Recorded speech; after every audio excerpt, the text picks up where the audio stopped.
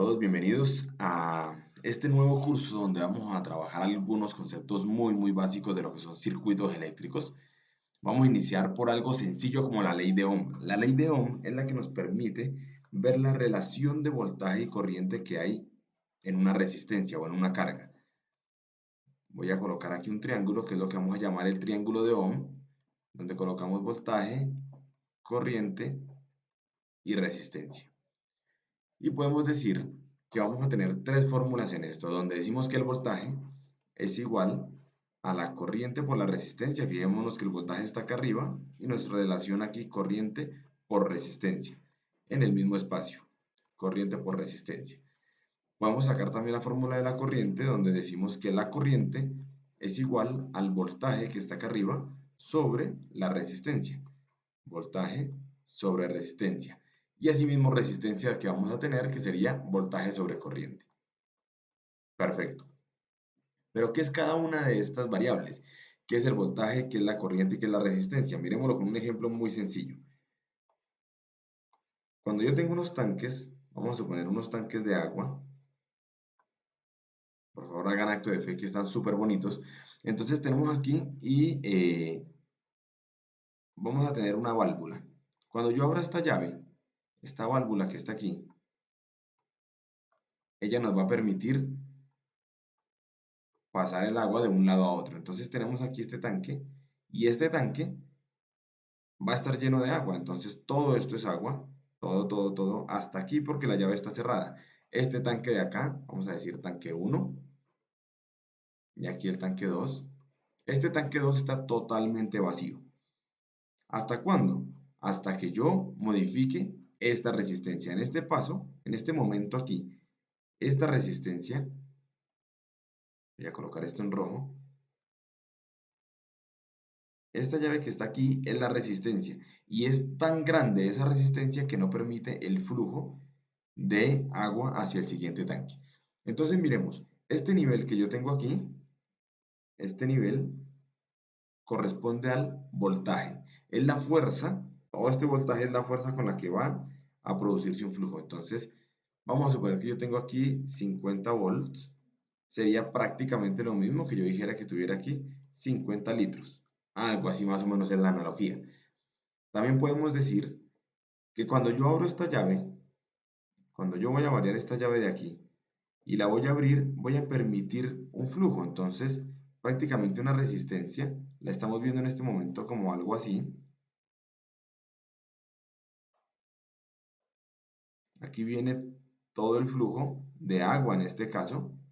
Podemos decir que también es un flujo de electrones y que esto que está aquí es tan fuerte, esta resistencia es tan grande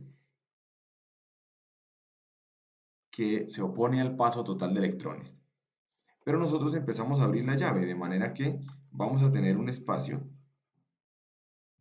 diferente en donde hacemos esto, donde ya la resistencia no es tan grande y ahora sí permite el flujo, no completo, no total, pero sí permite algún flujo de agua o de electrones en un caso. Esta resistencia, aunque aquí hay resistencia, ya es una resistencia menor. Puede que no haya resistencia y sería totalmente abierto el tubo. Entonces, cuando nosotros abrimos aquí el flujo de acá, ¿qué le pasa a este flujo de agua? Bien, empieza a moverse automáticamente hacia este tanque. ¿Hasta cuándo? Hasta cuando el tanque encuentra un equilibrio. Vamos a decir que si los dos tanques son iguales, pues sería en 25 litros para este y aquí también caería 25 litros. En este momento ya encontró el equilibrio. Cuando encuentre el equilibrio, ¿qué pasa con el flujo de electrones, perdón, con el flujo de agua que hay acá?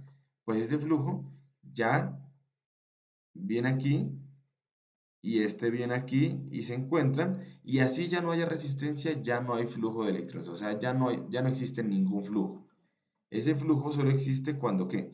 Cuando hay una diferencia de potencial o una diferencia de nivel. Ahí existe el flujo. Antes no hay ningún flujo. Ok, entonces volviendo.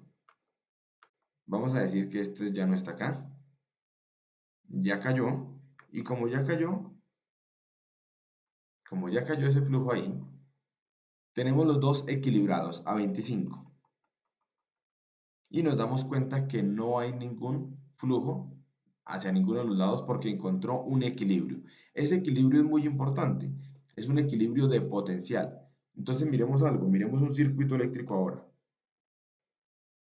Si nosotros tenemos un circuito eléctrico, bueno, aquí ya vamos a decir, esta es la resistencia. Antes de colocar el circuito, este es el voltaje, el nivel sería el voltaje, y el flujo, cuando haya flujo, en este caso ya no hay flujo porque hay el equilibrio, el flujo que esté pasando hacia alguno de los dos lados sería la corriente. La corriente. De manera que si no hay corriente, es porque no hay una diferencia de potencial o hay una resistencia muy grande que no permite el flujo de corriente. ¿Qué quiere decir esto en un circuito? Entonces vamos a mirarlo. Voy a colocar una fuente de voltaje. Vamos a suponer que este es un tanque. Entonces este tanque estaría a unos 50 volts. Aquí tenemos una fuente. Bueno, aquí vamos a colocar una resistencia. ¿Qué es una resistencia en la vida real? Una resistencia en la vida real puede ser una carga cualquiera como un bombillo o un foco, eh, algunos motores, pero esos tienen impedancias, un poco de, no sé, agua con sal, limón, eso es conductor, pero también tienen resistencias. Todos los elementos tienen algunas resistencias, se oponen o no al flujo de corriente. Vamos a colocar esto así. Suponiendo que esto es un bombillo o un LED o algo que genere una resistencia y un consumo, entonces nosotros venimos acá y decimos, estos 50 volts van a tratar de salir desde este punto hasta volver al negativo. Estos electrones que hay aquí tienen una misión muy especial y esa misión es salir del positivo, aunque realmente se sabe que salen del negativo, pero para facilitar el análisis decimos que sale del positivo. Vienen acá dos electrones, todos, cuando encuentran esta resistencia, entonces salen más poquitos o con menos velocidad, con menos fuerza.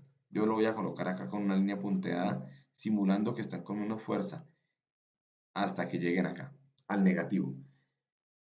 Cuando nosotros no colocamos resistencia, el positivo se une totalmente a negativo. Eso quiere decir que los electrones salen a la velocidad de la luz, llegando aquí al negativo, y eso produce un recalentamiento y lo que nosotros llamamos como un cortocircuito.